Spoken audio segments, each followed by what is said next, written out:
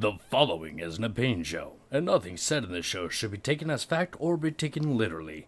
They're just goofing around, trying to have fun. You do like to have fun, don't you? Also, this show is not for kids, so listener discretion is advised.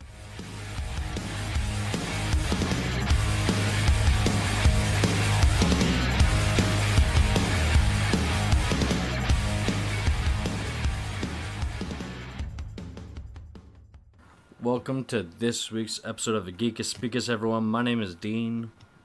And I'm Brian. Welcome back, everyone. How have things been going for you, Brian? Busy, like usual. Got a raise. Nice. Yeah. It's finally cooled down out here, so it's not like 90 degrees outside, and I think the smoke's finally going away. Sweet. Yeah, it's, living on the West Coast, everything's on fire, so... Don't worry, apparently you're not the only place on fire right now. Got some East Coast, I think Kentucky's having a problem, parts of Africa at the moment.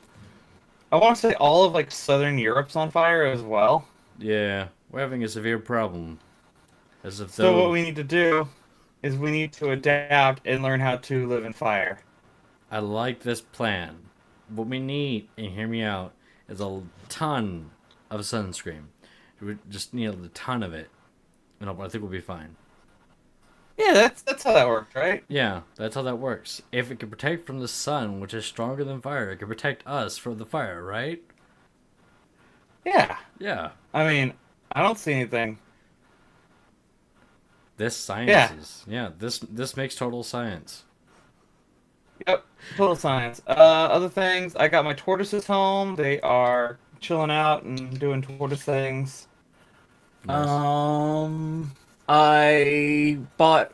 This weekend was a free weekend of Overwatch, and I was like, okay, I'm having fun with this. I'm gonna check how much it is. I'm like, oh shit, it's only $30. I'm buying it. So I now own Overwatch. I main Reinhardt if people are interested. Nice. I bought... They've released the remake of Shenmue 1 and 2. I heard about that. I need to go back and play that. They have it like it's a decent game. It does not hold well. Mind you, it's a almost 20-year-old game, but still it does not hold well sound wise and graphics. It so far, I'm playing the first one. So far, so good. No real complaints. Have you gotten to the part where you have to work at a shipping dock and drive a forklift? That's up next. That's actually up next. I'm about to get to that part. Yeah. All right. Yeah. Woo, fun for me. But I'm giving it a shot. I was also on an episode of Shattered Worlds RPG, not let's play. What do they call them? Actual play podcast, released a couple of weeks before. Yep, I barely knew what I was doing, but apparently it was light. So there we go. All right. Yep. So let's go ahead and jump into trailer talk. Trailer talk. Not a whole lot on trailers this week. We got a movie. Yep. Some TV stuff, and a video game. Ooh, video games. So the first one is Green Book. I don't know what to make of this one, but I'm immediately reminded of, a reversed Driving Miss Daisy. Yeah. It has the same kind of, in the reverse feel of what that movie was about. I mean, this one seems funnier. It seems funnier, and it's not a crotchety old person. It's he looks like a jazz musician. Right. So, if you don't know, Driving Miss Daisy is Morgan Freeman. Whatever happened to that? I wonder what's going on with that whole sexual allegation thing with him. Never mind. We're not here for that. It's Morgan Freeman playing a driver to this old white lady, and over the time of the movie, the old white lady figures out she's less racist, but she's still totally racist, and she makes her one black friend. Yeah, sounds about right. She makes her black friend. Came out in the 90s, right? Yeah, that sounds about right. Yeah, and that for some reason I'm reminded of a reversed Driving Miss Daisy, but it's a blues musician, like a jazz musician, and his white bodyguard slash driver, and yeah. I mean, it looks interesting. Like, I wouldn't be totally against it. I mean, it looks interesting enough. Yeah. Like I I could, just don't know how to make of it. Like the trailer had like a ton of different stuff going on. right? The synopsis for the thing is an Italian American bouncer played by Viggo Mortensen, Oh, so Aragorn, yep. and an African American pianist confront racism and danger while taking a road trip through the Deep South in 1962. Hmm. I mean, Oh shit! Okay, that's what it's based off of. real life events, wasn't it? No, no, no. Well, the name of the book. The name of the book, and it was an annual guidebook for African American road trippers, commonly referred to simply as the Green Book. Hmm. Um, it was published by the New York City mailman Victor Hugo Green from 36 to 66 during an era of Jim Crow laws, when open and often legally prescribed discrimination against non-whites was widespread. Although pervasive racial discrimination and poverty limited black car ownership, the emergency African American middle class bought automobiles as soon as they could, but faced a variety of dangers and inconveniences along the road, from refusal of food and lodging to arbitrary arrest. In response, Green wrote his guide to service in places relatively friendly to African Americans, eventually expanding its coverage from New York area much to North America, as well as founding a travel agency. So it was a book on, hey, these are safe places to be if you're black. Right. And that's what the movie is, the title of the movie is based off of. Green Book is based off of that. Okay. And is it actually based off of a book? No, it looks, oh, it's based off of a real event. Okay. Yeah. All right. Well, this movie looks pretty good so far, and you can't go wrong with Viggo Mortensen. Yeah, and Viggo. Marshala Ali, I want to say he's the guy. Yeah, he was Cottonmouth in Luke Cage. Oh, okay. And he was like the best character in like season 1 of Luke Cage. Nice. Nice. So, in my opinion, he was great. Right. So he's playing the pianist, which is cool because he also is like super into music in Luke Cage. So I'm glad. I don't know if that's actually the actor shining through, but I hope it is because if he's actually like a decent musician, I would like to see more stuff with him. Right. Yeah. Let's go ahead. We'll move on to the next one. I'm sure you're excited about this. JoJo's Bizarre Adventure, Part 5, Vento Oreo, The Golden Wind, with Giovanna, who wants to be a gangsta. All right. Yeah, JoJo Part 5 trailer. It's supposed to come out in October. I am legit excited. Because Part 5 is awesome with, I'm just waiting for, because Part 5 has Guido Mista. Mm-hmm. And Guido Mista's like the best Joe Bro. Mm-hmm. Also, it has King Crimson, which nobody can explain. That's cool. So you excited about this coming season? Do you have any? Oh yeah. Any fan predictions you want to put out there for the listeners? Well, because it's all already out, and this is like a... When did Vento Oreo come out? I mean, yeah, but I mean, there are some people who don't read manga, so you know. See, I've never been like one of those people who are like, this is an extremely popular manga. It's like those people who get upset when you spoil Harry Potter movies, and you're like, really? At this point, I just want to point out.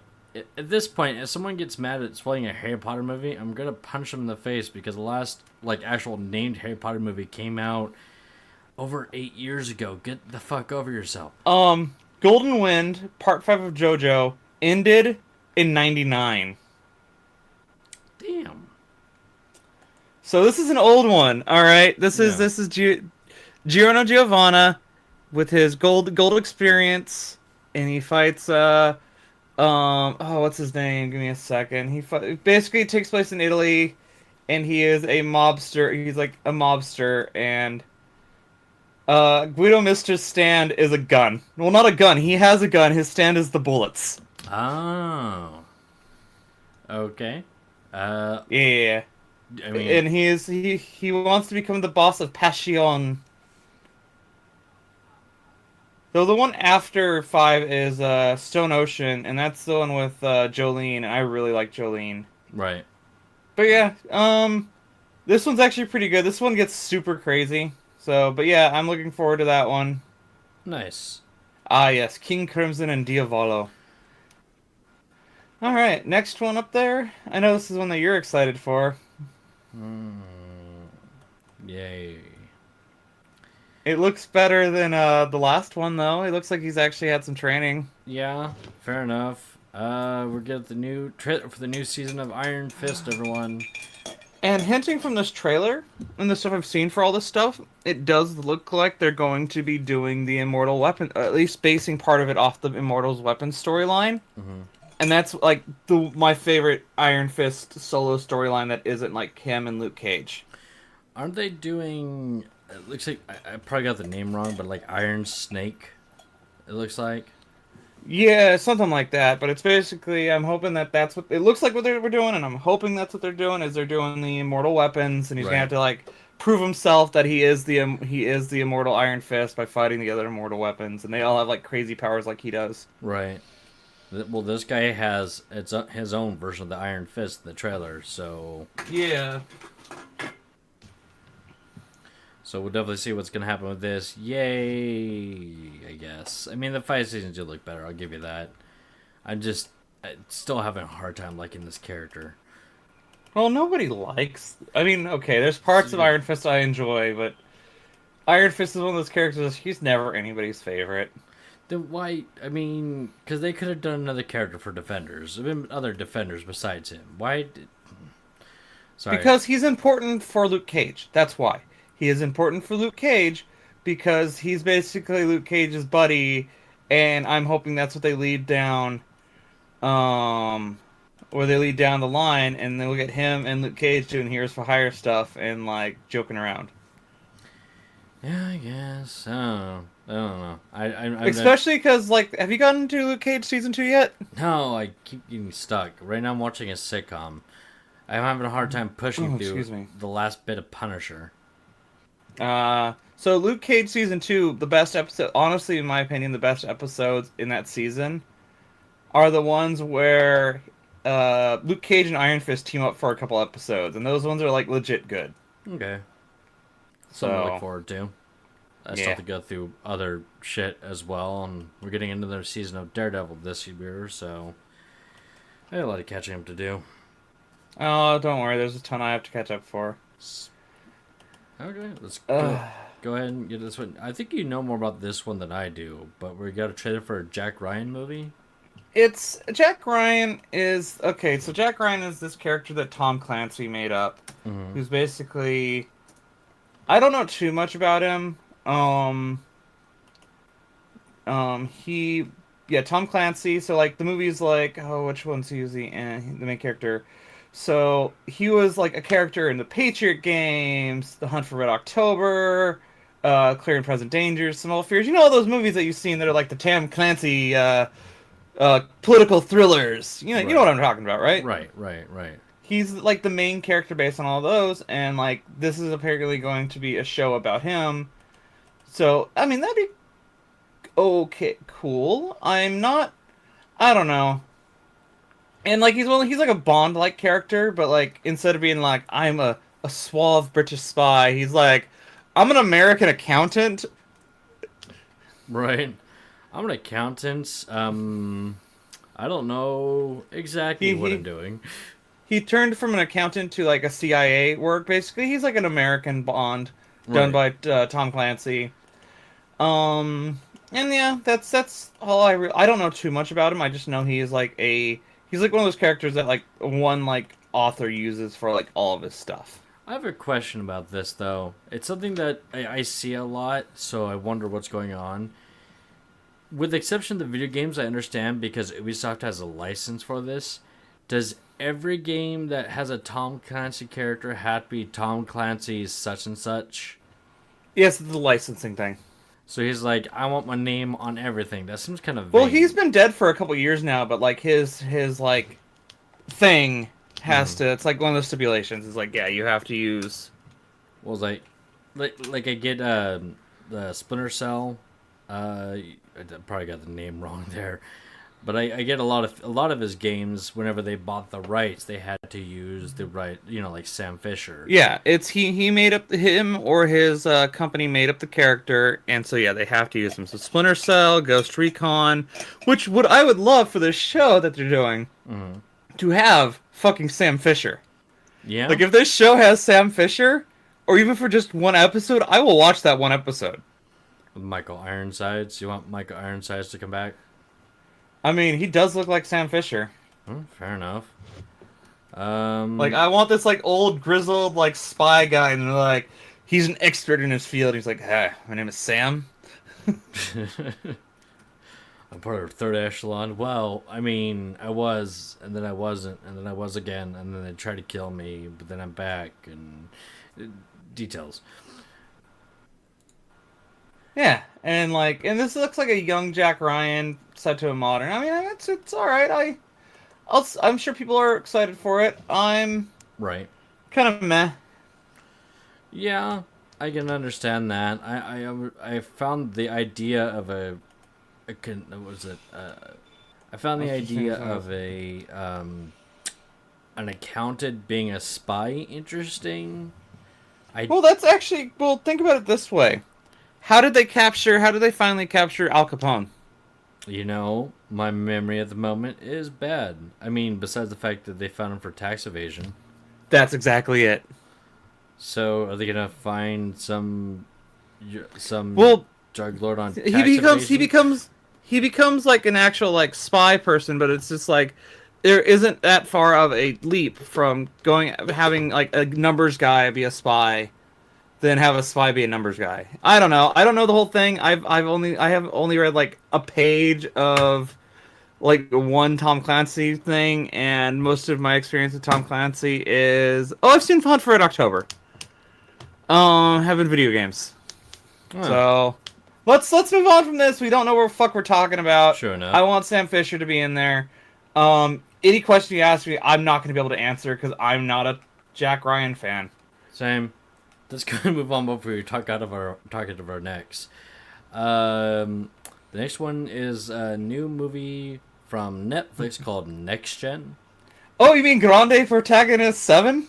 Yeah, or I was thinking it's like I trying to get the popularity Big Hero 6. I forget the name. Or large what's another synonym for hero? Lord,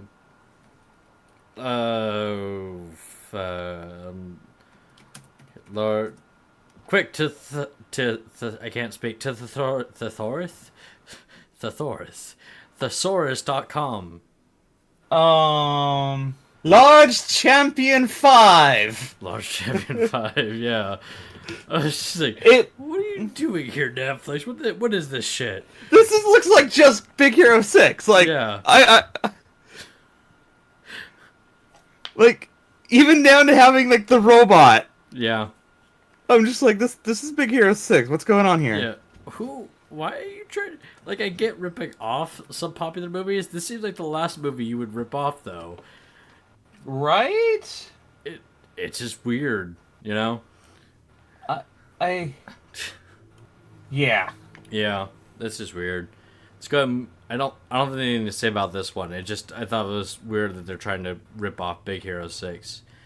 Let's go with the next one here, and it's the new trailer for Red Dead Redemption 2. So I've said online what I want from the Red Dead 2. I'll just say it for our audience. I want trains. And I'll tell you what I want. To be the old-timey villain in those old movies where they didn't have talking. They just had subtitles with the piano. You could do that in the first Red Dead. I know, but I missed that option. I want to twiddle my mustache there, Brian. I want to twiddle, like, wahaha. Oh, no. See, I would do that all the time playing Red Dead. I would capture damsels and, like, throw them on train tracks and then laugh to myself. And then the other thing I would do is I would take my horse... I would go to a full gallop, and then I'd shoot the horse in the back of the head at a full gallop, and then see what happens. Did you ever do the, like, throw the lasso around the person and started riding on your horse? Yeah. You just kind of, like, dragged them behind. It was like, yeah, I'm a villain in an old-timey Western. We here at Geekus Speakus do not condone cruelty to animals, blah blah blah. It's a video game. It's a video But game. no, I want. Well, not to that. Refer to the opening bit there we have about, these are jokes, don't take him seriously. Yeah, don't take anything we say seriously, Yeah. unless we tell you to take it seriously. But even then, don't take it seriously. Yeah, no, don't take it seriously. But everything looks good so far. The map's supposed to be bigger, the gameplay's supposed to be better. We're playing a new character, but you see John Marston at one point. I guess you could run with Dutch and his boys. And That's cool. you get your own group, like your own. I don't want to call it a bandit group, but it's a group in which bandits are in charge, but they have non-bandits in the group from the looks of it. Oh shit! Sorry, I'm reading some stuff on here, and the guy who wrote Sweet Home Alabama died. Oh, all right. Yeah, Ed King. Hmm. Yeah. All right. I had a sexual heart transplant. That's pretty cool. All right. But yeah, no. What I want from this is there was a train in Red Dead 1, not Right. Red Dead. Red Dead Redemption. Red Dead 1 was Red Dead Revolver. Right. In Red Dead Redemption, there's a train, but it's like a fast travel thing that you just kind of get on and it loads and goes away. No, I want a train traveling along the tracks that actually has like people getting on and off, and like you can like jump on it at any time. You can like hide in it. You can like walk on it and explore it. Because I want to be able to like pull like a train robbery. Right. You're gonna pull. I want to like pull an old like Jesse James Billy Kid one where you get the train to stop and you rob it, or you get on there at like the station and like halfway through in the middle of the desert you like get up, rob everyone on the train and then jump off the train and ride off into the sunset. This sounds like an amazing idea that they had a severe lack of in the last game. Right? I want to be able to be like, all right, everybody, put all your money into my hat Yeah. or whatever. Yeah, you can go out and you just like rob everyone on the train and like run off, or like the train like and like have like because like the thing I like about these like GTA style games is the random events that happen. Right. So like I don't know, maybe when you're sitting on the train, you can be taking the train, like you can either do like a fast travel kind of thing, like okay, like cabs. You know how like cabs Right. were in GTA, 5. where you can either sit there and watch them, like you can sit there and let them like drive you, or you can like do the fast travel button. Right. Do like that on the train. It's like, oh, you take a nap. Right. And that's like, okay, now you wait. Like you get on the train, you take a nap. The conductor wakes you up, and you're at your destination. Or you can sit there and be awake, and stuff will happen. Like I want like an event to happen. Like you're sitting there, and the train comes to a stop, and other like robbers get on the train, and so you can either play hero, you can either book it, you can either lay low, like do stuff like that too. Yeah. I like the idea of going on a train to rob a train mid-desert, and then somebody else tries to rob their train, so you have a shootout to figure out who's going to rob the train. Because that'd be funny. Just imagine Right? like the irony of the situation. I want to rob... Hey, you can't rob this train. I'm robbing this train. Fuck you. Or like, the thing is like, or like you're legit just riding the train and like somebody else tries to rob and you're like, well, fuck, you guys robbed the wrong train. Yeah. Well, I guess I'm the hero today. Yeah. It's gonna stress this one out. Yeah, no. Everything looks great about this. You even get like your own small group, which apparently they get better over time if you contribute to it. And it would be so great if you can use like your team, your group you have to help you rob the train. Yes. I have a feeling that's like you can have like too. Like you have the one guy up ahead getting whose goal is to stop the train. You got like the other guys on the train with you. You got the one guy with your extra horse and. Yep. Oh, it'd be so cool. Yep. Sounds like a fun game. I don't know what they plan, but so far so good. We're gonna get that here in a few months. I'm excited. Can't wait for Red Dead Redemption 2 to come out. Yeah, I'm excited for it. Now, before we get into news, I want to talk, because we both watched this series, I want to talk about Disenchantment. What did you think? Oh, yeah, I got a couple of things that I wanted to, like, bring up as well, but we'll get to that. Disenchantment. I liked it. Yeah. It was great. First, it reeks of Cohen humor. You could just taste the David X. Cohen humor. Well, Cohen is in there, but I definitely see, Bit of graining. no, not so much graining. Weinstein and Oakley, because a lot Yeah. of the humor reminds me of Mission Hill. Right. And the way I've been able to describe it to people is it's like Futurama mixed with Mission Hill. Right. I'm also really liking this because it goes back to their like attention to detail whenever they have like really funny signs in the background. You know, like a orphan petting zoo was on one of the scenes. Oh yeah. Yeah. No, it's the show. The show is definitely like I definitely give it like it's a good show, but so far anything like I loved Mission Hill. I love Futurama. I love The Simpsons. Right. It has a good pedigree. People, a lot of I've seen most of the people are like, "Oh, it wasn't what I thought it was," and it's like, "Well, what did you think it was gonna be?" Like, "Oh, I thought it was gonna be more Futurama." The trailers lied to me. Like, yeah, no, that's what everyone I've heard who was reviewing the show is like, no, don't ignore the trailers. The trailers are not intuitive on what the show actually is. Well, it's like the same thing I heard when Futurama came out. People were upset because it was not like The Simpsons. Yeah. Because it was another graining production, you know. People were like, well, it's not like The Simpsons. And then Futurama got its own following. So it's like, calm down, people. This could still be pretty good. So far, I like it. It actually is telling a whole story. So when you watch it, like it is telling a story. The characters are hilarious. The main trio are all funny, and then I like the king played by John DiMaggio. Oh, yeah. There's a couple like but it basically has like the Futurama like crew is in there except for Leela. Yeah.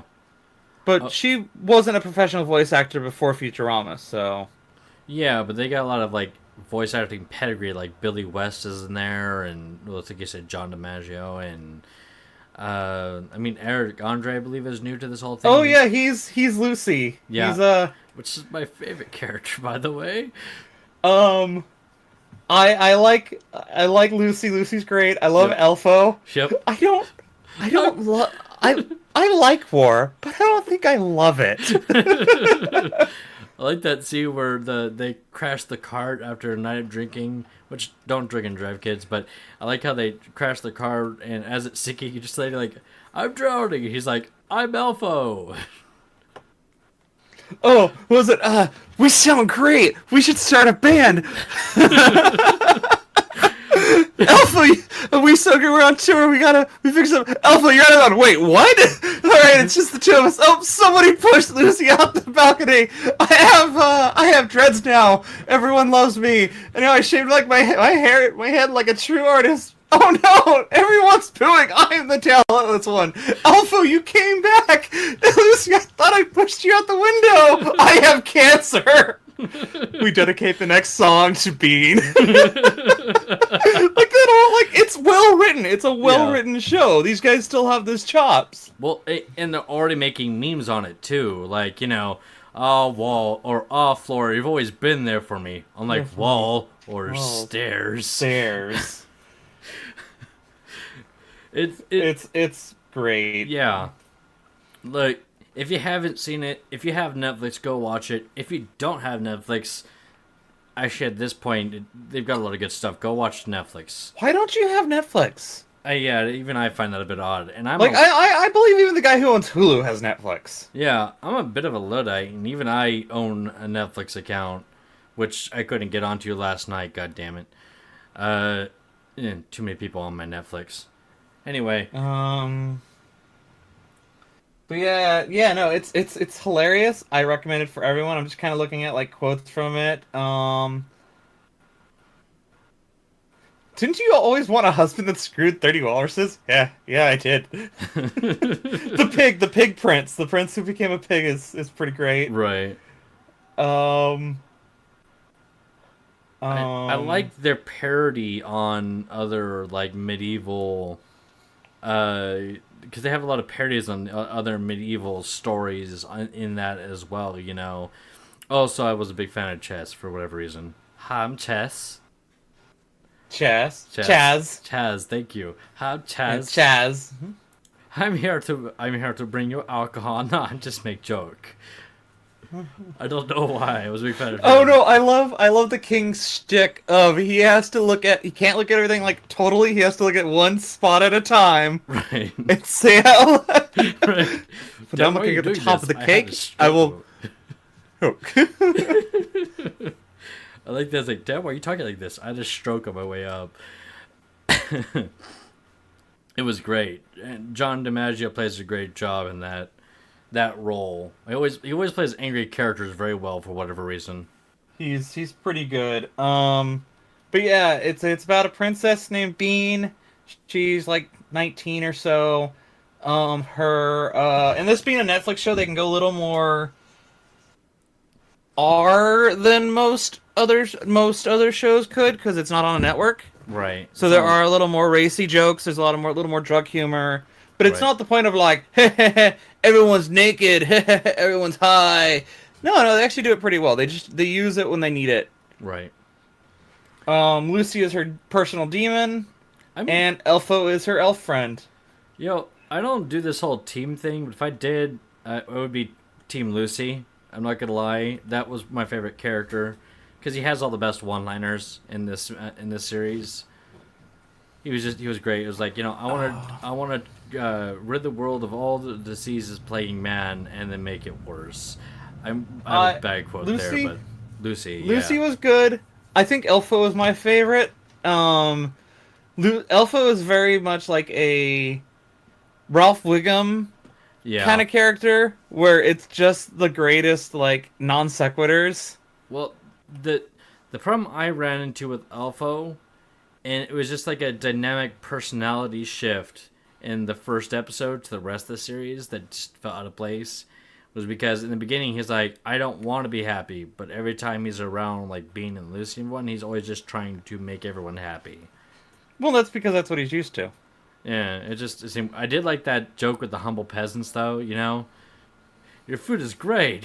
You're ruining our lives. You're ruining our lives. Get out. Oh, what was it? When they go to live with her nursemaid, her maid's like family, because she got kicked out of the castle. Right. And like, if you're old enough to cry, you're old enough to work.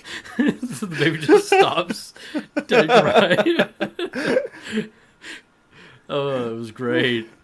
Oh, do you know how like before it was we only had 3 things to do: you work, you starve, and you die? No. Yeah. Well, now there's a 4th thing. Entertainment. Yeah. Oh man, I'm looking forward to the second season. The first season I thought did well. It was well made. I am too. I'm looking forward to it. So other things that I saw between now and then is I did see I finally watched the second part of Netflix Godzilla. Mm-hmm. So a couple things on there. There's a couple huge hints coming down for other Godzilla things. There's so they go to Mechagodzilla City, which is so there are 3 alien races. They're humans, this like warrior race, and this like priest race, who are like helping the humans try to defeat Godzilla. And the warrior race had built like Mechagodzilla out of like nanomachines. Basically, it was nanomachine Godzilla. As Godzilla destroyed Mechagodzilla, ripped its head off. Turns out all this time, like this is like 10,000 years in the future, but it's one of those things where they actually do the whole you go speed of light things, like that whole time dilation thing properly. Right. So like to them, like the people on the crew, it's only been like maybe like 20 years, but like to the Earth, it's been like 10,000 years. And so the head basically regrew and built a city around it, and so you got Mechagodzilla there. So Mechagodzilla is like this like nanomachine city thing, but the other ones on there is they meet this group of humans who the monsters basically, like Godzilla and stuff, force the world to be like them, more or less. Everything evolves to be like them. But this group of humans are like, hey, these humans are like weird and bug-like. They have like this like bug-like thing. They live underground. They have like bug scales on them. And then when I see the twins and they're talking about their god who isn't Godzilla, and I'm like, wait a moment, they're fucking worshipping Mothra. Oh shit. It's an egg right now, but you have the twins, because Mothra's always like her Mothra's heralds are those twin girls. Right. And then the thing about the monsters forcing the world and to be bug-like, I'm like, shit. So hopefully in the 3rd movie, we'll get a Mothra. Like, not just, like, hints at Mothra, but actual Mothra. Right. And then the other one on there is at the very end, like, in the halfway through the movie, the protagonist is talking to with one of the religious aliens, and the religious alien is like, this has happened to our planet before, and our monster is even greater than Godzilla. And he whispered, and, like, we dare not speak his name, but I'm going to tell you his name, just don't tell anyone else. And he whispers in his ear, and we don't hear what it says to the audience. And so at the end, after the credits, it goes back to that scene, and we get to hear what he said. Ghidorah. Yes. Nice. Yeah. So I'm hoping, because it's going to be a trilogy, so I'm hoping the third one brings us Ghidorah and Mothra. Nice. That's something to look forward to. Right? And what if this is all just a sequel to the upcoming Godzilla movie, where they have literally the exact same characters from the kaijus? Oh, so I came up with this idea of, like, this, like, kids, like, anime, like, a la Pokemon, Yu-Gi-Oh!, that shit. Right. But it's basically the kids control, like, a kaiju, or, like, kaiju fights. Like, the main character would be like, my kaiju's Godzilla, and his, like, rival is Ghidorah, and shit like that. Mm-hmm. And I just came up with this concept a while back. I didn't write anything down because I did it in the shower, so I'm going off of memory, like his team is like Godzilla, he's Godzilla, and then, like, he has, like, somebody who's his Anguirus, and, like, somebody who is, like, the girl, like, you know, but they're, like, you know, 12-year-old kids. They're like, so, and it's to make sure I get this right, it's the kaiju version of Pokemon, in which they use these literal kaiju to have battles that somehow are used through a children's card game, but have to help with the fate of the world. Or it could even be like a build fighters kind of deal. I haven't figured out the whole concept of why they're fighting or why they control them and how they're not, like, are they actually, like, kaiju controlling them, or are they not? No, let's keep it that they're actually kaiju, or, like, maybe they're just like a turn. I don't know, but it's just like one of those things. Like, so you got the one kid who has Godzilla, the girl who has Mothra, like, the rival has King Ghidorah, like, and, like, you have, like, that the 5-man band versus the 5 bad band. So you have, like, but, like, I was just something like I was thinking of, but the only problem is I couldn't think of the actual, like, how the plot goes together. Because I have a feeling this would actually be an anime. I think there needs to be a friend to the main protagonist. He's a big guy but kind of dumb, who has King Kong. Just kind of add that out there. No. So all right. So let's. I'm just gonna go on this for a moment. Okay. So you know what the 5-man is, the 5-man band. Your quintessential five group, right? Well, for the audience, go ahead and say what it is. So you have the hero, the lancer, which is basically your second command, who often, like, goes against the hero but is still good at heart. Mm-hmm. The big guy, the chick, who's not always a girl, but it's more the heart of the team. Captain Planet Mati was the chick. And the smart one. So for here, I would do Godzilla as the hero. Right. I would do Rodan as the lancer. Okay. Mothra as the chick. Anguirus as the big guy. And give me 1 second. I had it. I gotta look up the name.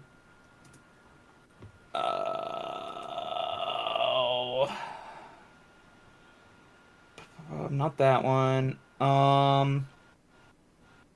King Caesar as the smart one. Okay.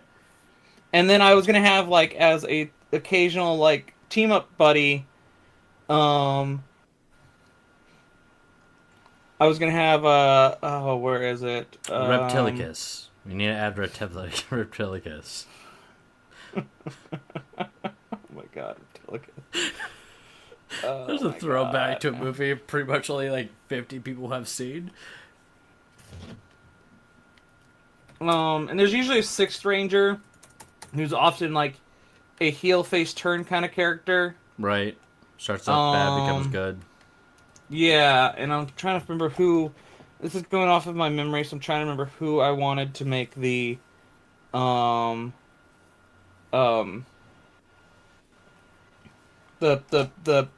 heel face turn. Oh no, I wanted the heel face turn character to be Jet Jaguar. Okay. All right. And then I was gonna have, like, an older, like, mentor character be like an American. Like he's obviously an American. Mm. Um, do King Kong, and like he's like one of those like he's like the good rival. Right. He's not like the bad guy rival. He's like he's a rival, but like at the final like fight, he joins up with them and stuff. Okay, so what you could do if you want this to make sense, you make this in a semi-medieval time period, so there could be some technology, and then you make it some, because this is for kids, of course, some hocus pocus about them being bonded because of friendship, and this is between the children to the kaiju, and their journey is about stopping. I don't know, Mechagodzilla. We need to find a villain. Oh no, that's who it was. It wasn't Jet Jaguar. Jet Jaguar was also like King Kong. Mechagodzilla was the Sixth Ranger. Oh, okay, gotcha. Mechagodzilla was the Sixth Ranger. And then that's who it was. Thank you for that. Jet Jaguar and King Kong both are like the ones who join up on the final fight to give him a hand Right. because they're more experienced. The Five Bad Band, which if you're unfamiliar is the evil master is the villain, Right. the bad guy, the dragon, the mastermind, the brute, and the dark chick. Mm. And I wanted to say so like the oh give me a second oh yeah, that's what it was. It was King Ghidorah Right. as the bad guy. Right. His dragon would have been Gigan. Okay. Um, his brute. Oh, who was I gonna make the brute? The dark chick. No, the brute. I would have made oh fuck, give me a second. It's a hard one, huh? I had these all down. That's the thing. Zilla. No, Zilla would have made a cameo. Oh, Hidora is the mastermind. Okay. So Hidora. Right. Is it Biolanta? I would have made the brute. No, I made Biolanta the dark chick, Okay. and then mastermind, and then the brute I would have made Baton the evil moth, but Batron. Right. And hear me out here. We need to throw some subtle references to other giant battle shows or movies. So, you mentioned Oh Zilla. no, hold on a second. Later on, halfway through the season, like partially through the season, they beat their rivals, and an even bigger bad shows up, and the bigger bad has Destroya, Space Godzilla, and he turns,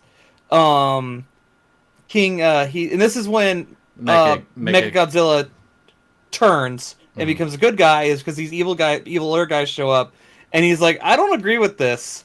So it's Destroya, Space Godzilla. He turns his Ghidorah into Mechagodzilla. Right. And yeah.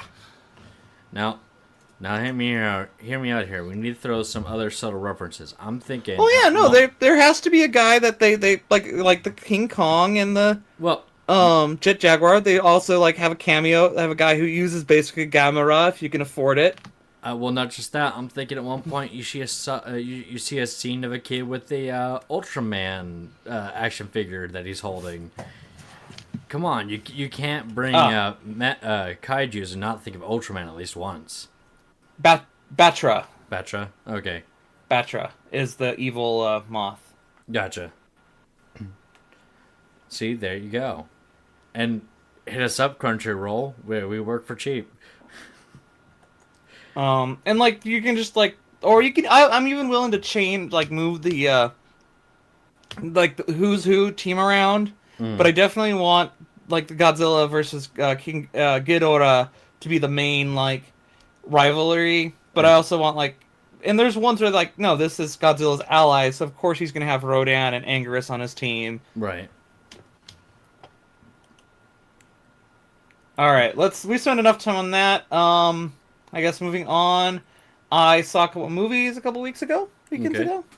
I saw Christopher Robin. How'd you feel? it was an extremely cliched storyline, but oh my god, my heart. Like everything about that movie tugged at my heartstrings, and I'm just there was this like piano refrain that was like down an octave Right. of the Winnie the Pooh theme, and Okay. every time that would play, I would start tearing up. No, I mean, I'm a little surprised they didn't go with a minor, but yeah, that sounds like it would do it.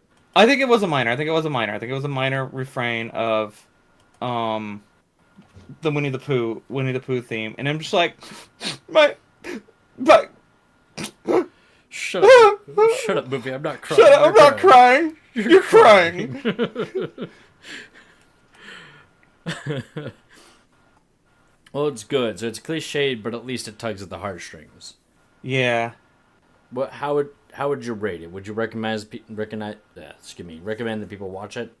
Oh, if you grew up watching Winnie the Pooh, I Mhm. would watch it. Well, there you go. If Winnie the Pooh had like no like meaning in your life, maybe give it a pass. But like, if you watched Winnie the Pooh at all and you have fond memories of Winnie the Pooh, watch it. Okay. You heard it here, guys. Go watch it. And the other one I also saw was Black Klansman. Okay. What'd you think? Back Clansman. Black Klansman. So it was funny. Mm-hmm. It was great. It made me extremely uncomfortable in certain spots, but it was a Right. good uncomfortable. Like it was one of those things where like if I didn't feel uncomfortable watching this, Mm-hmm. there's probably something wrong with me. Right. You should feel uncomfortable as a white person. You should feel uncomfortable watching this, but it was still really great. It had a lot of comedic moments. Say what you will about Spike Lee, but the guy's a decent director. Oh yeah. And yeah, no, I highly recommend Black Klansman. Just be prepared to be uncomfortable. If you're that kind of person who can't watch something that makes them uncomfortable, I would give it a pass, but I would still try to watch it. Okay. Well, that's good. Oh well. I think that's it for our movie reviews. Let's go on to news, shall we? Oh, all right. We got our Spider-Man movie canceled before it was even announced. Really. Yeah, right? Black and Silver, there's a Silver Sable and Black Cat, and like, wait, this movie was going to be a... Hold on a second, what are you... Yeah. How? What do you mean? Shouldn't you have? Like, what do you mean? That you never announced this before. We didn't even know this was a. Are we supposed to feel bad about its cancellation? You know what, I'll be honest. I don't care for Black Cat. I thought she was fine at first, but now she's. I don't know. Her stuff stopped being interesting when she became a legit criminal and not just a thief. Does she have well, sometimes she has a power, sometimes she doesn't, sometimes she does, and just like, make up your mind. Yeah. But yeah, movie got canceled for a movie that I didn't know existed got canceled, so yeah. Yeah. I feel nothing for this one, honestly. And not just because they use some like lesser known, I guess anti-heroes, anti-villains. Mob people, yeah, I don't know. Yeah, whatever. Anyway, point being, I feel nothing. It's like they announced it's being canceled and was like, I didn't even know you were making this. So, oh no. I guess. Oh no. No, wait, stop, don't. Sorry. Uh Um, Next one is Disney is reportedly considering bringing back James Gunn, but not for Guardians of the Galaxy 3. which is So, not what people wanted. yeah, literally defeating the purpose of it. In fact, they just sent out news today that they've delayed Guardians of the Galaxy Volume 3 because of all of this. After they scrapped his script. They scrapped it. They fired him, they scrapped it, and they were going to bring him on, but not to do the movie, which he has received probably some of the biggest praise he has in his career. So, Yeah. what the hell? Yeah. Yeah. This is dumb, Disney. You can do better. We know you can. Anyway. Let's move on to the next one. We have more information for the Witcher series. You're excited for that? I am super excited for that, and they even got the original author of the series to be a consultant on the show. What? Yeah, like He's not angry. He's not too angry to do that. Maybe this time he won't fuck up. Yeah, well, because like, oh, did I tell you the story of how he lost the video game rights because he didn't think it would do well to the Witcher Oh series? yeah, I think we've gone over this story. Oh yeah, it's great. I'll do it one more time just for listeners if they're new. So basically, he sold the rights for video game purposes for $10,000. They had offered to give him royalties instead, but he didn't think it would do well. And then the Witcher Guys, always go for royalties. always, Always. always, Always. yeah, That's how what was it so everyone else went for a lump sum on the original Star Wars, except for I want to say Alec Guinness, right, who's like, "Nah, I want the fucking I want percentage. right. I'll work for percentage." And they're like, "Okay." And then like he ended up being the one who made the most money off that movie because Yep. he's like, "I got percentage. Always go for percentage." Yep. And you want to go gross, not net. Right. And let's see, it's going to be an 8-episode series for the first bit. It's going to be based on the novels, and it's going to be supervised by, I don't want to say his first name wrong, so Mr. Sapkowski. I'm going to go with that, Mr. Sapkowski. Directed and written by Lauren Schmidt-Hirsch. I probably said that wrong. Hisrich. He's of Daredevil and The Defenders and West Wing. So he's, got some chops to it. But they were promising a release by 2020. So I'm super looking forward to this. Soon. Yeah. 2 more years. Because the only other media representation we've had of The Witcher besides the video games is a sci-fi series called The Hexer, which did not last.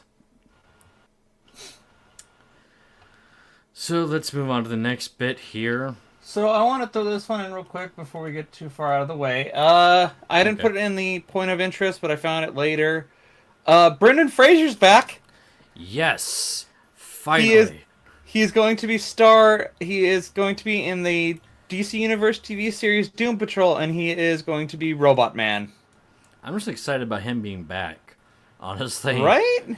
Like, okay, first off, when they announced Doom Patrol, I was happy about that because we've never had a Doom Patrol anything except for like an arc in the original Teen Titans animated series.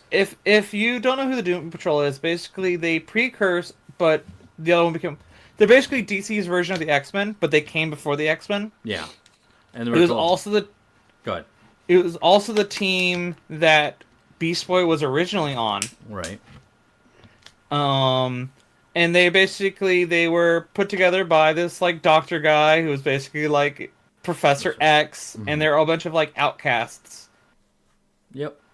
This is spot on. And it was something like in the original Doom Patrol, the reason why they were called the Doom Patrol is because they only had so long to live. Correct me if I'm wrong. Oh yeah, like every comic, like somebody would die. Yeah.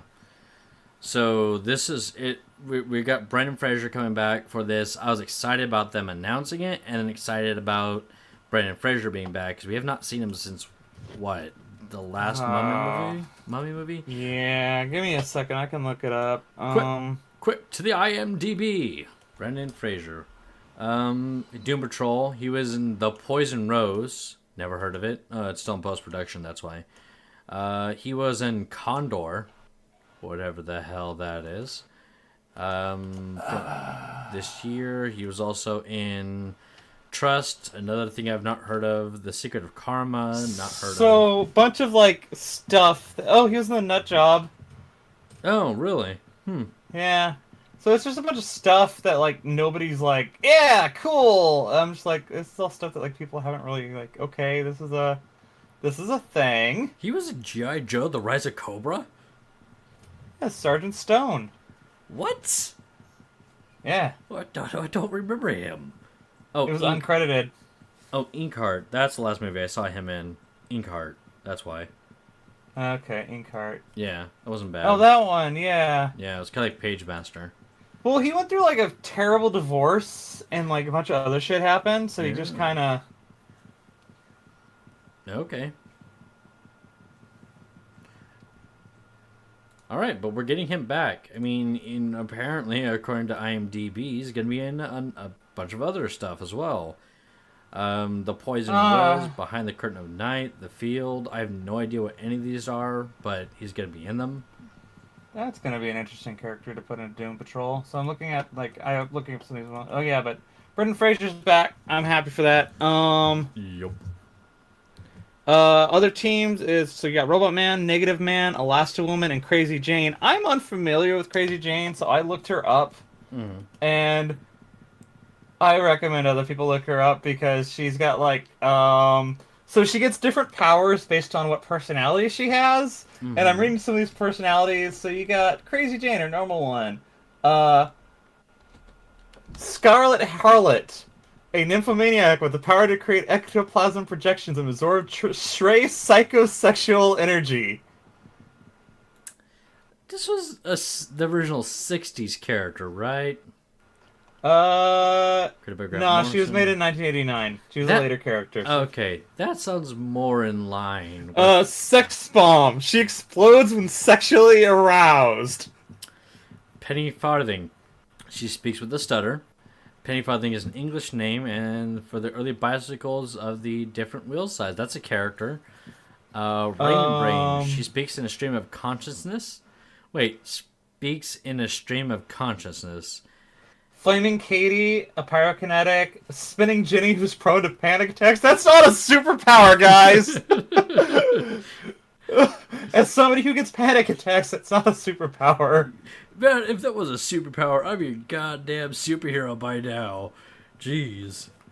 Also, one is Busy Lizzie Borden, Jane's ninth alter, who may not be real.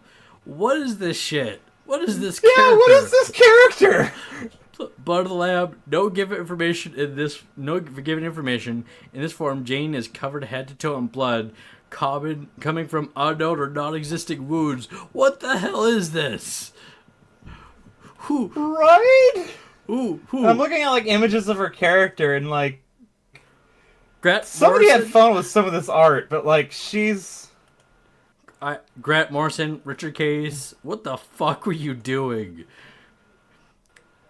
The Hangman's beautiful daughter, an artist with the power to psychically. That's what it says. Psychically. Fuck, I'm off today. To psychically activate her paintings, whose name is taken from the title of an album by the Incredible String Band. What is this?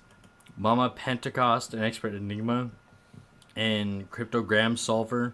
Sun Daddy, a gigantic figure with a sun for a head with the power to throw fireballs. I don't. This character is like. Yeah, Lucy. I don't want to mess with Foog. I probably said that wrong. She has radioactive bones and see-through skin. I saw that one. She can also generate harmonic vibrations, a power she used to defeat the anti-god. Oh, okay. Oh, Lucy Fugue? Yeah. Lucy Fugue. Stigmata. In a fugue state. They have one called Stigmata, Brian. She bleeds from her hands and feet. It relieves the church incident endlessly. What is this? The Doom Patrol is what this is. What is this? What? Who made? Why would you make this character? Why would you? After years of abuse by her father, Kay Chalice's psyche was broken into 64 separate personalities. As a result of the Dominator's gene bomb, each personality has its own set of superpowers.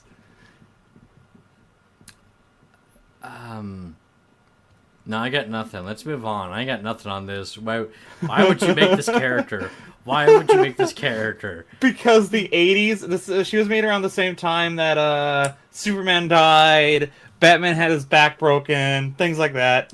Oh, by the way, they announced who the actress who's going to be playing Crazy Jane is. Diane Guerrero. Yeah, she'll be in the DC series. She'll be playing Crazy Jane. What is Mary Andrew? I think we as Geekus Speakus need to fully support Crazy Jane, and become her #1 fans. Sure, why not? Let's go with this. Yeah. Black Annis, an aggressive misandrist equipped with sharp claws, red eyes, and blue skin. Driver 8, a conductor of the underground subway, named after the REM song. The driver's hat has an initially symbol that sideways 8 on it. What is this character? Exactly. What is this character? There are other personalities in Jane who haven't been yet properly identified. They include a nun with a chainsaw, Why? What? Just what? a redhead girl with a beating mark and a red dress, someone in gladiator gear, one in biker gear, a redheaded schoolgirl, a boy with short blonde hair, a person with an orange odd-shaped head, and a woman whose face is shadowed over. I want to know more about the nun with the chainsaw. That answers no questions and gives us more questions. Yeah, let's move on. Yeah, let's please move on. Showtime has big plans for the Halos. The Halos? The Halos. Oh man, this would have been so exciting 10 years ago. Yeah, really, why are you trying to capitalize off a series that people don't really care about anymore? Right? Just why? Okay. Maybe I'm in the minority. There's probably still Halo fans out there, those strange people you. But I haven't played a Halo since 3? mine was Reach. Last Halo I played. Reach. Yeah. Okay. So that shows you how long ago that was. Yeah. So I don't know. Like the thing is I liked the books. I liked the side stuff. If they're gonna let me read up on them. Blah blah blah. Master Chief won't be a lead character, which implies that he won't be which I don't want Master Chief to be the main character. Yeah, I'm with you on that one. We've heard enough about Master Chief. He was the guy for the games, so I want to hear about like the other things happening in the Halo universe. Jeff, the cleaner of the Marine Spittoon. Qatar, the grunt. Glurk, the elite that Chief didn't kill one time through the 3rd level of the 2nd game. You know, Yeah, no, things like that. Yeah, Like I want more of like the sides. I want if how I would want a Halo movie or Halo show is for it to be not Chief. Not Chief, but I want it to be what's the term? I want it to be episodic. I want it to pull like a Black Mirror thing where everything takes place in the same universe. Yeah, and they're somewhat connected, but they're like not. Like they are connected. They're the same universe. There may be like someone from one maybe in another one, but like I want like different things going on. And being Showtime, I think they can do that because I want it to be like, oh, we're gonna do an episode. This episode is focused on like a group of elites on a planet. This group is on a bunch of Marines trying to survive, so on and so forth. right. Or maybe we'll get into the stuff that happened pre-Halo 1. The stuff that led to the war in the first place. That'd be a lot more interesting than whatever the shit Chief's been up to for the, last... I don't know, it's been like almost 20 years since Halo 1 came out. Something like that. I'm good. When did Halo come out? It came out on the original Xbox.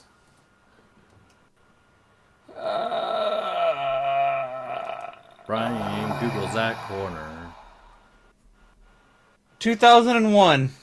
Oh, jeez, I'm old. November 15th, 2001. So this just in additional news to this, I'm old, as it turns out. I'm older than you are. Yep.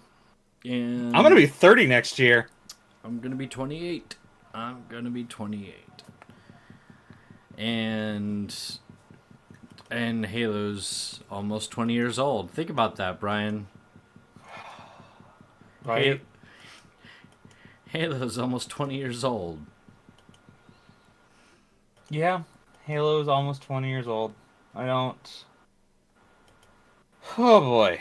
Yeah. This episode brought to you by The Passage of Time. An AARP. Yeah, an AARP. Every year, you're closer to getting it. We're not actually quoted. We're not actually sponsored by ARP. Though if they want to sponsor us, that would be weird. What is your decisions? Is it hard for you guys to get retired people to sign up now? What is this? Sorry. Let's go ahead and move on to the next bit here. They have announced not just that they're making a season 2 trailer, or season 2, excuse me, for Altered Carbon. Probably one of my favorite series off of Netflix right now. I watched the first couple episodes. I've been meaning to finish it. It was good from what I watched. I just got busy and ended up watching other stuff. Yeah. But the thing that annoys me about this article is like immediately jumps into spoilers. Like Yeah. it's spoilers that make sense if you know about the show and how the world works. But at Right. the same time, it's like, Jesus, thanks, buddy. Yeah. Yeah. That's definitely understandable. And if you haven't finished the series, it is a little spoilery. On a side note, though, when I saw this, I was legit just lit up with like, oh, this is gonna be great. Because I was a big fan of the original, like, first season of Altered Carbon. I thought it was very well done. It was from what I watched. I liked it. And they've announced a new actor who will be playing. I always forget the name because I'm bad at names. Let's pull this up. The last name is Kovac. Let's go with that. They have a new actor who's going to be playing Kovac, and he is... Kovac, yes, thank you. Joel Kinnaman. Kinnaman? A former member of Rebellion Army? Yeah. Can't remember what it was. Takeshi Kovac was the name of the character. Yeah, he was a Japanese man who's now a white man who's now something else. Yeah. And the good news about this series is that if you wanted to, you can get a different actor every season. Because the way the world works, the personality is in the device, not the body. So, you could bring in anybody to do anything, basically. What people have directed as, it's almost like a prequel to Ghost in the Shell. Yeah. Oh, Right. Anthony Mackie. He's going to be played by the Falcon. Yes, thank you. Finally, I could not remember who the actor was. Thank you. So he went from a Japanese man to a white dude to a black man. Yep. All right. Yeah. I'm super looking forward to this. Let's move on to the next one. So, in a bit of sad news, a Japanese voice actor died. He played Professor Oak. He played Jet in Cowboy Bebop, and oh my god, he played Old Man Joestar in JoJo's Bizarre Adventure, which was like the best part of Part 3 was his yelling in English. Oh shit! Yeah, and he's dead, which is very, very bad. I mean, And Professor Oak. Did I say Professor Oak? Yeah, he said Professor Oak. Yeah. He is dead. We also lost Aretha Franklin. Oh yeah, she died. Give her a little bit of RESPECT. Yeah. Couple other people died. Senator John McCain died. I may disagree with him on his politics on a ton of stuff, but he seemed to be like one of the last few politicians without their head all the way up their ass. It felt like one of the few people who, even though I didn't agree with him, he was at least trying to do what he thought was right. It wasn't just about what it was about the party. It was about what he thought it was right, even if I disagree with him on what that right was. So he died today or yesterday. Doesn't matter. We don't time these episodes. And this was like immediately after they reported him going off of treatment. Yeah. So all these people, rest in peace. I was a big Aretha Franklin fan just because the way she sings is great. But I've seen many of the animes that, and I don't want to say his name wrong, but Unsho Ishizuka. I've seen many shows he's been in. Yeah, I think it's Unsho Ishizuka. Oh my god. So rest in peace, everyone. It's always tragic loss whenever we lose people, but especially people who have been iconic in their own right. Is he also? I'm gonna look this dude up real quick and get a better view on who he's voiced. Because there's a couple other ones. Many characters. Because let's see here. Aretha Franklin definitely is one where it's like, man, Let's because she see. was great. Pokemon, Cowboy Bebop, Lupin the Third, Dragon Ball Super, Full Metal Alchemist. Well, I'm just seeing who he actually voiced. Narrator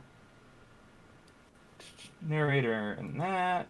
No, he was a lot of narrators. Right. He was Joseph Joestar. He was Professor Oak. Um, Carnage Kabuto and One Punch Man. Oh shit, he was Mr. Satan? Oh, seriously? He was Mr. Satan? Yeah! Shit. Oh man! Jeez, we just lost Satan. Oh, Hercule.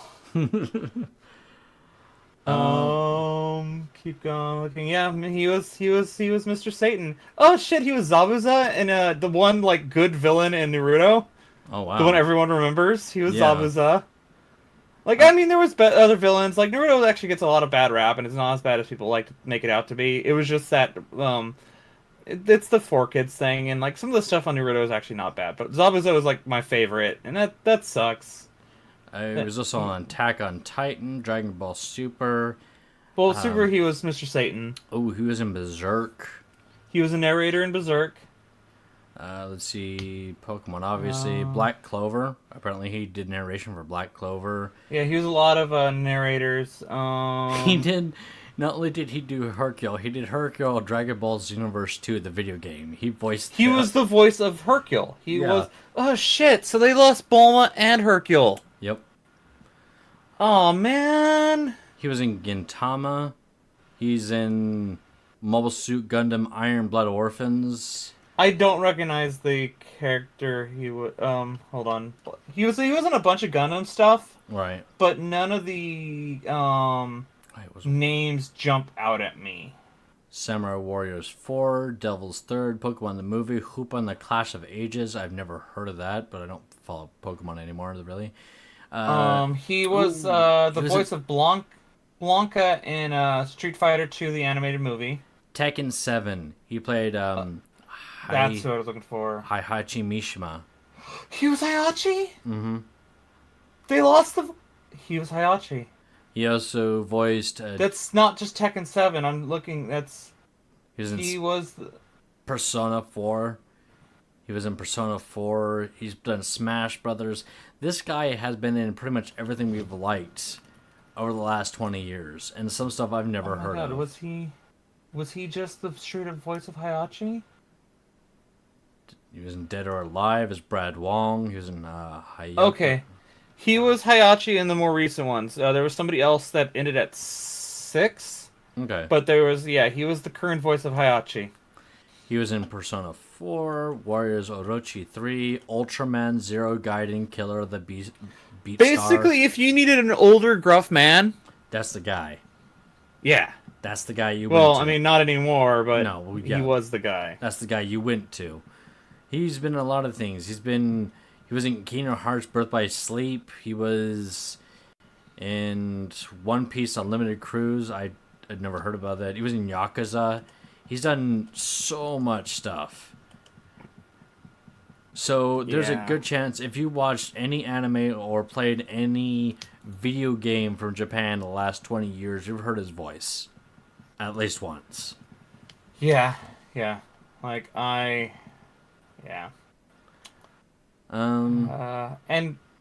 Go ahead. Oh my god. Oh, your god? Oh my god. Now, what is your god?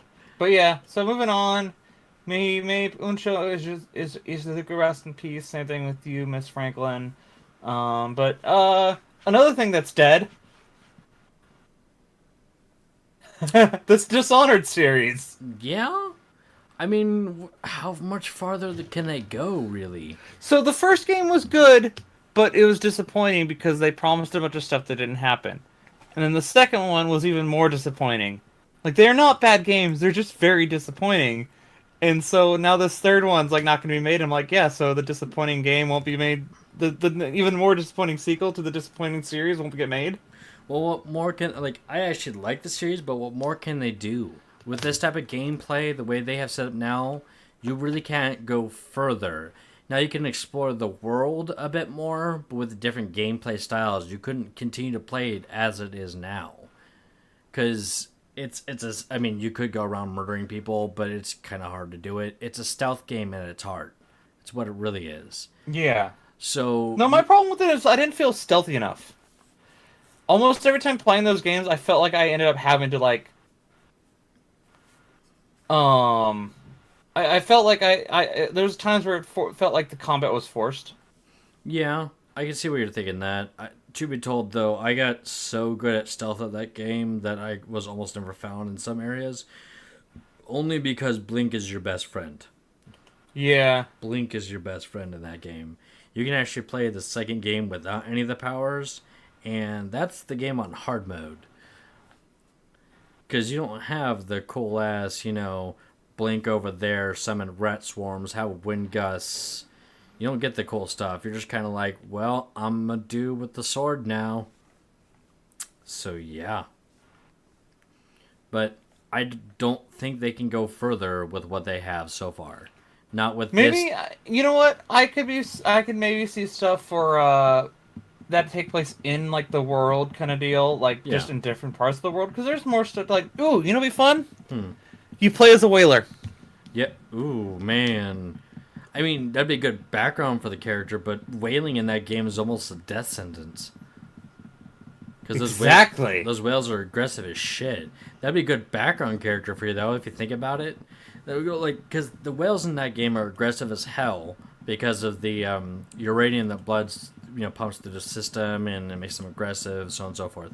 Anyway, think about it. That'd be a pretty bitchin' background for a character in that game series, Right? Where you're a Like whaler. not having him be part of the royal family or prince or something. No, you were a whaler. And your game just happens after a whaling, like you went whaling, something happened at whaling, or you just got back to shore. Ooh, and the game ooh, takes place ooh! And when you come back from shore, that's when the whole like have it happen during or just after the events of like 1 and 2, when that whole like Civil War kind of shit happens. Right. Have the game happen during that, so you are a normal person during that whole like event of The like uprising, the rise of yeah. the church that's trying to take over from the. Oh, and here's how you can get your powers. During the thing that happened when we were whaling, you got like basically doused in a bunch of whaling oil. Ooh. And that's how you have your powers. That's how you have your strength and stuff. And like they start to manifest over time, and now you're like another person in this like world.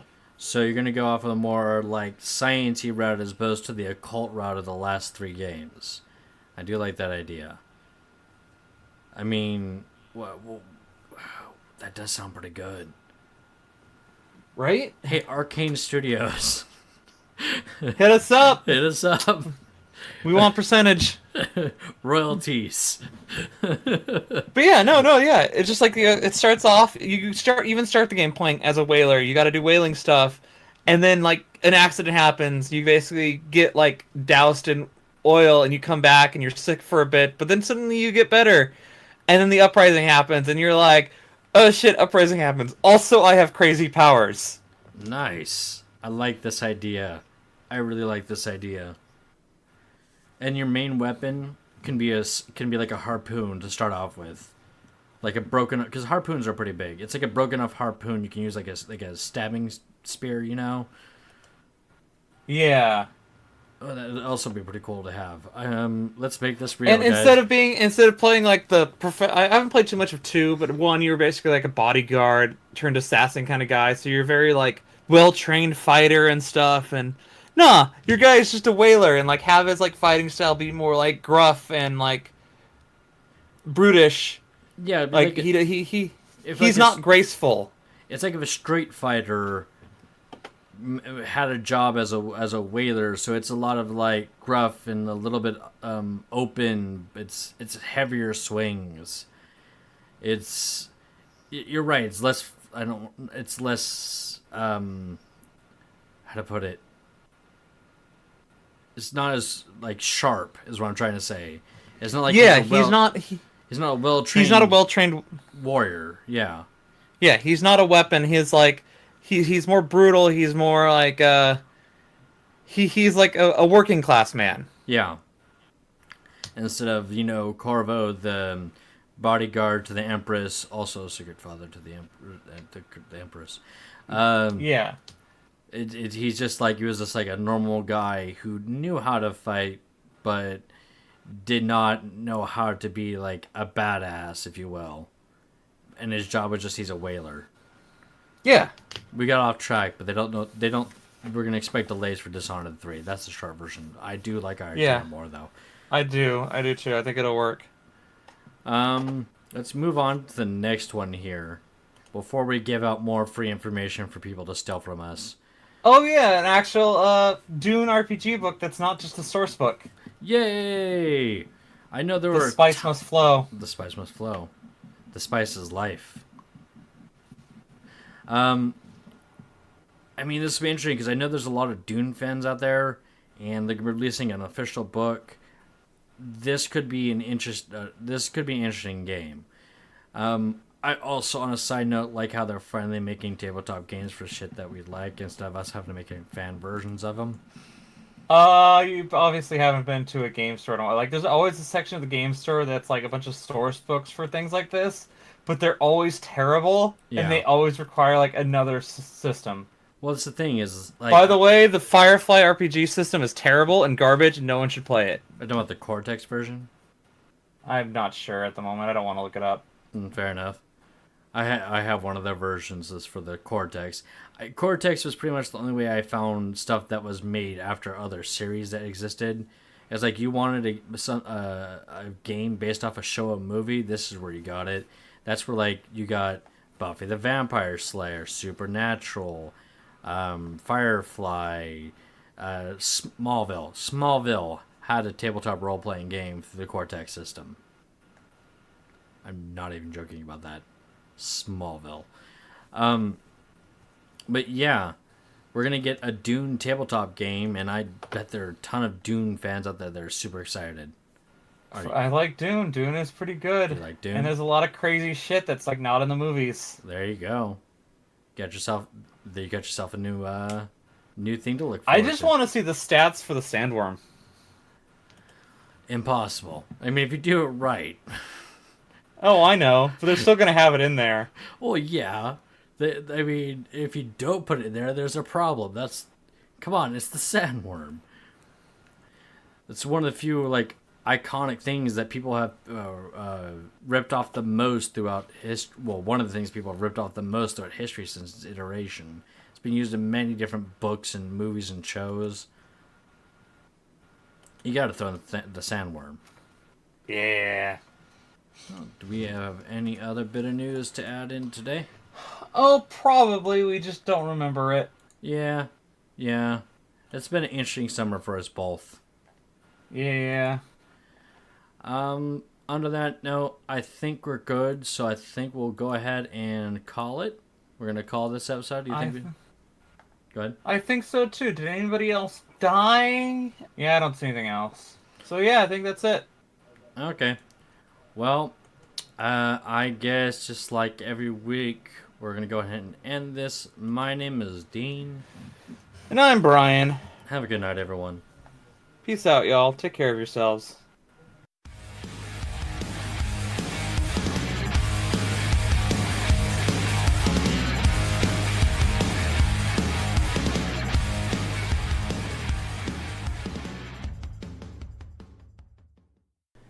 Thank you, everyone, for listening to this week's episode. If you like our show, feel free to subscribe and rate us. You could find us on TuneIn, Apple Podcasts, Google Play, Spotify. It would really be great. If you want to keep up to date, you can follow us on Twitter, Facebook. That's Twitter at Geekus Speakus and Facebook.com/Geekus Speakus. We're also on Tumblr. And if you want to email us, find us at gspeakus@gmail.com. I did make a guest appearance on the show Shattered World RPG. Check them out. They're pretty cool. Jeff's a nice guy. I would like to thank the band The Spinwires for their song Girls Like You. Find them on Bandcamp for the newest album. They're really good. Check them out, guys. And I'd like to thank Tom for the awesome logo design we have. I'd like to thank you for listening, and I hope you have a great night.